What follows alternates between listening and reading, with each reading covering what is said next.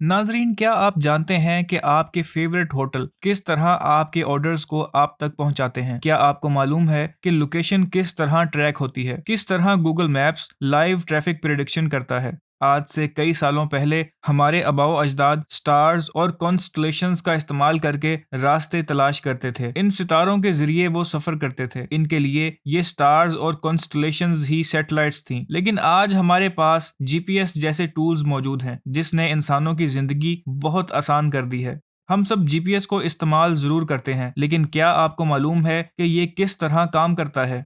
JSTV में आप सबको खुशामदीद। नाजरीन, जीपीएस प्रोजेक्ट 1973 में यूएस डिफेंस डिपार्टमेंट ने शुरू किया और इसका सबसे पहला प्रोटोटाइप स्पेसक्राफ्ट 1978 में लॉन्च किया गया। GPS stands for global positioning system, लेकिन इसका पहला नाम नेवस्टार था और इसका इस्तेमाल सिर्फ यूएस से डिफेंस डिपार्टमेंट ही करता था। 1983 में जब अमेरिका और रशिया के दरमियान कोल्ड वॉर चल रही थी, न्यूयॉर्क से एक जहाज साउथ कोरिया जाने के लिए निकला। इसका पहला स्टॉप अलास्का का शहर एंगरेज था और फिर इस प्लेन ने सियूल में लैंड करना था। जब ये प्लेन एंगरेज से सियूल के लिए निकला तो गलती से सोवियत यूनियन टेरिटरी में दाखिल हो गया और जीपीएस ना होने की वजह से पायलट प्लेन की लोकेशन को ट्रैक ना कर सका। रशिया ने इसे स्पाई प्लेन समझा और इस पर मिसाइल्स के साथ हमला कर दिया। कुछ ही लम्हों में ये प्लेन क्रैश हो गया और इस प्लेन में मौजूद 297 पैसेंजर्स की डेथ हो गई। अगर उस वक्त इस प्लेन में जीपीएस होता तो इतने बड़े नुकसान से बचा जा सकता था।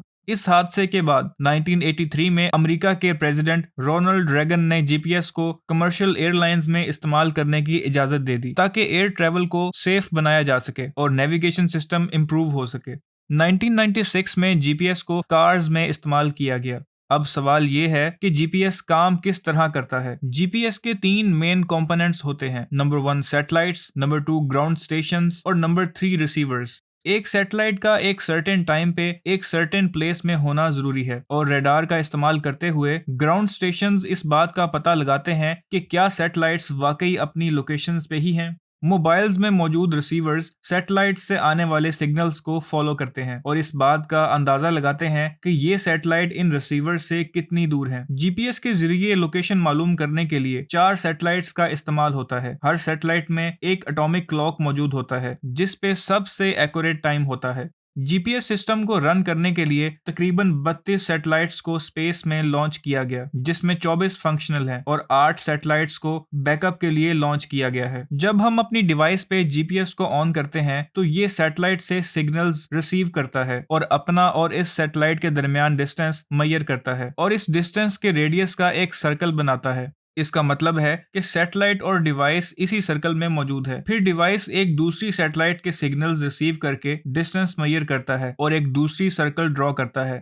ये सर्कल पहले सर्कल को इंटरसेक्ट करता है और ये डिवाइस इसी पॉइंट ऑफ इंटरसेक्शन पर मौजूद होगी। अब डिवाइस तीसरी सैटेलाइट का इस्तेमाल करते हुए एक और सर्कल ड्रॉ करेगी और ये थर्ड सर्कल भी दोनों सर्कल्स को इंटरसेक्ट करेगी और डिवाइस की एग्जैक्ट लोकेशन मालूम करने के लिए फोर्थ सैटेलाइट का इस्तेमाल किया जाता है। इस सैटेलाइट के सिग्नल्स के थ्रू हम फोर्थ सर्कल ड्रॉ करेंगे और ये सर्कल जिस पॉइंट पे बाकी 3 सर्कल्स को इंटरसेक्ट करेगा वही हमारी एग्जैक्ट लोकेशन होगी। लोकेशन को मालूम करने के लिए हमारी डिवाइस का टाइम भी बहुत मैटर करता है। अगर डिवाइस के टाइम में 1 सेकंड की भी गलती है तो इससे हजारों किलोमीटर का फर्क आ सकता है। इस टेक्नोलॉजी ने इंसानों के लिए ट्रैवल करना बहुत आसान कर दिया है, लेकिन हम सब ने इस टेक्नोलॉजी की वजह से काफी दफा नुकसान भी उठाया है।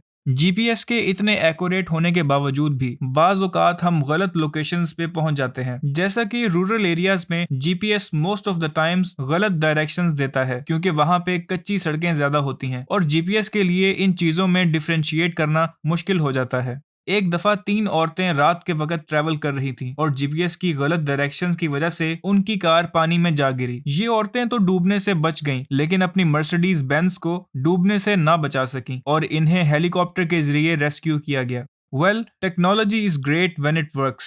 जीपीएस का इस्तेमाल करते हुए ही गूगल मैप ट्रैफिक प्रेडिक्शन करता है। जैसे ही हम अपनी डिवाइस पे जीपीएस ऑन करते हैं वैसे ही गूगल मैप्स छोटे छोटे इंटरवल्स के बाद हमारी लोकेशन को अपडेट करता है और ऐसा ही दूसरी कार्स और व्हीकल्स की इंफॉर्मेशन की बेस पे ही गूगल मैप्स ट्रैफिक और स्पीड को प्रेडिक्ट करता है और इस बात का अंदाजा लगाता है कि किस टाइम रश ज्यादा है या किस टाइम रोड्स पे रश नहीं है। नाजरीन, रही बात कि ये सर्विसेज सबको फ्री क्यों फ्राहम की गई, तो इसका जवाब ये है कि तमाम कंपनीज जैसे कि मोबाइल मैन्युफैक्चरर्स, ट्रांसपोर्ट कंपनीज और एयरलाइंस से सालाना टैक्स लेकर इस जीपीएस की कॉस्ट को पूरा किया जाता है और इस जीपीएस सिस्टम को यूएस डिफेंस सिस्टम ही मॉनिटर करता है। अगर इस जीपीएस सिस्टम को बंद कर दिया जाए तो तमाम ट्रांसपोर्ट कंपनीज भी बंद हो जाएंगी और फ्लाइट नेविगेशंस भी डिस्टर्ब हो जाएंगी, जिससे सबको भारी नुकसान उठाना पड़ेगा। इस तरह के मजीद इंटरेस्टिंग और अमेजिंग कंटेंट के लिए हमारे चैनल JS टीवी को लाइक, सब्सक्राइब और शेयर जरूर करें।